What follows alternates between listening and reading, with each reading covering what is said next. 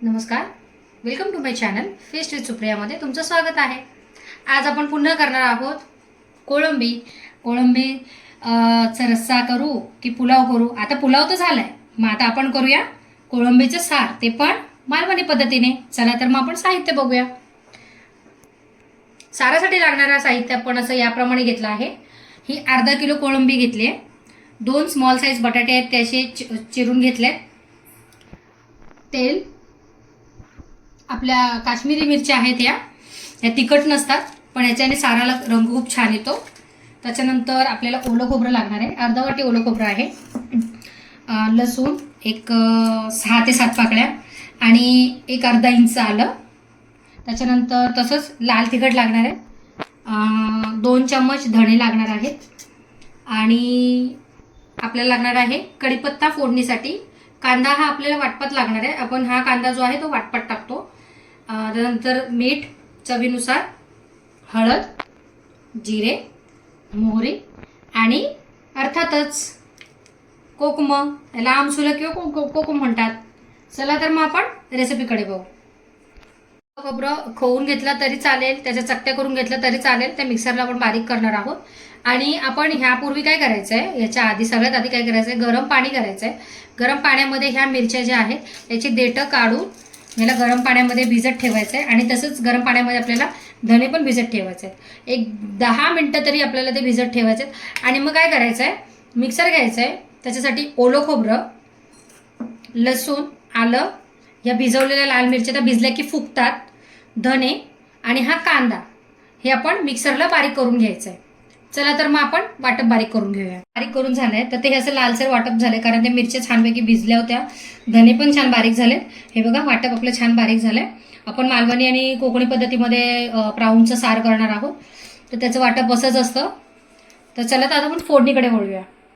टोप तापत ठेवलेला आहे, आपण यामध्ये तेल ऍड करतोय।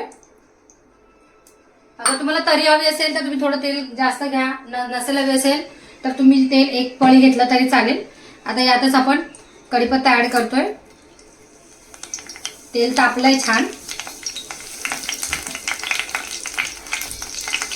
आपण याच्यामध्ये मोहरीची फोडणी देऊया। प्राऊन्स आपण आधी मॅरिनेट करून घेतलेले आहेत, आलं लसूण पेस्ट, लिंबू आणि मीठ लावून त्याला एक अर्धा ते पाऊण तास आपण मॅरिनेशन करून ठेवलेलं आहे। तर ती प्रोसेस तुम्ही स्किप करू नका, मी तुम्हाला आधीच्या व्हिडिओमध्ये पण पुलाव भात कोळंबी भात मध्ये दाखवलेलं आहे की ते कसं करायचं आहे ते। आता आपण हे झालेलं आहे, तडका बसलेला आहे। आता आपण याच्यामध्ये लाल तिखट ऍड करणार आहोत।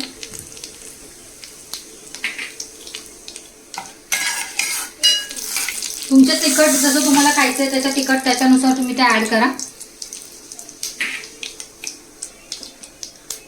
आता मसाला छान झालेला आहे, त्याचा छान सुंदर सुगंध आलेला आहे। मसाला जेव्हा फ्राय करतो ना आपण एकदम छान सुगंध येतो। तुम्हाला जेवढा रस्सा त्याचा पातळ घट्ट जसा हवा असेल त्यानुसार तुम्ही वाटप ऍड करायचं आहे।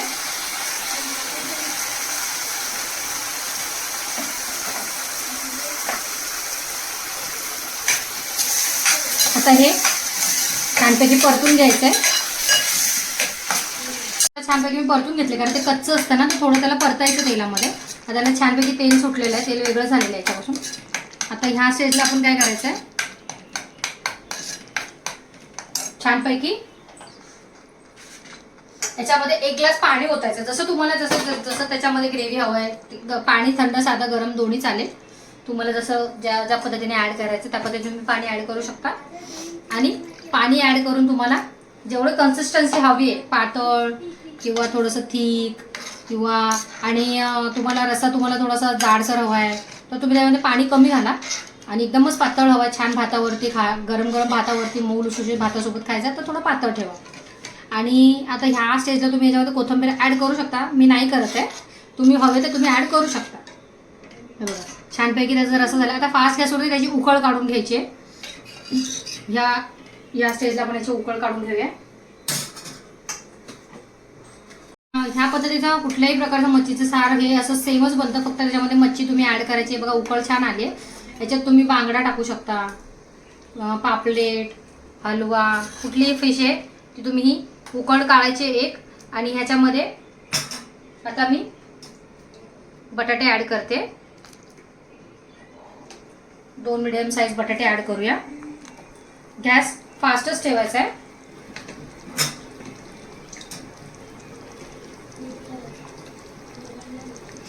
बटाटे छान लागतात कोळंबीच्या रस्स्यामध्ये. बटाटा सोक करून घेतो कोळंबीचा रस्सा, म्हणून बटाटे आम्ही थोडे जास्त घातले. आता काय करायचं, उकळ आलेली आहे छानपैकी ना.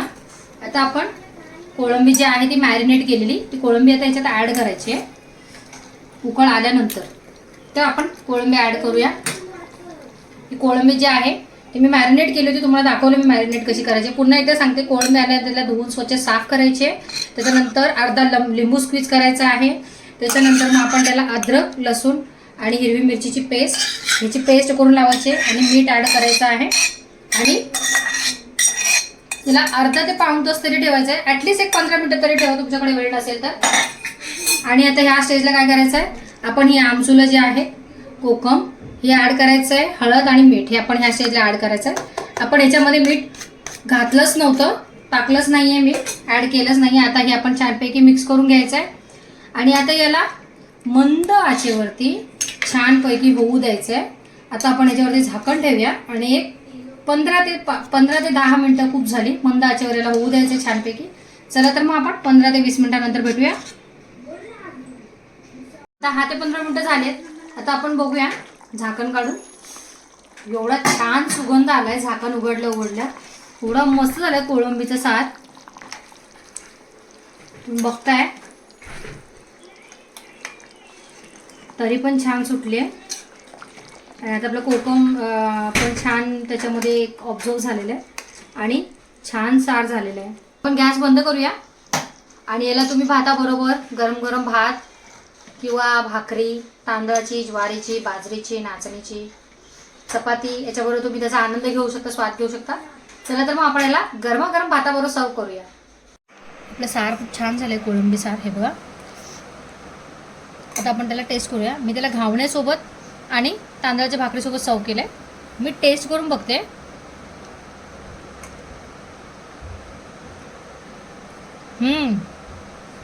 खूप मस्त झालं आहे, खरं सांगते मी. ह्या पद्धतीने तुम्ही करा आणि मला नक्की सांगा.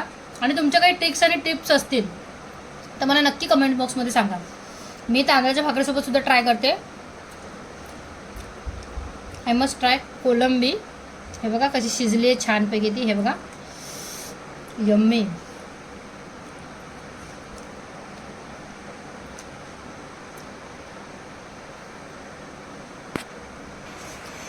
मी आता थोडं भातासोबत सुद्धा ट्राय करणार आहे.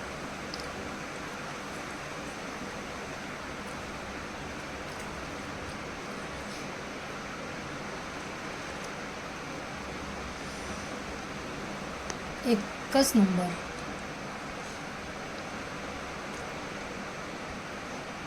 कोळंबी सार एक नंबर झाला. गाईज प्लीज माझ्या चॅनलला लाईक, शेअर आणि सबस्क्राईब करायला विसरू नका. आणि तुमच्या टिप आणि ट्रिक्स काहीही असतील तर त्या कमेंट बॉक्समध्ये मला सांगायला विसरू नका.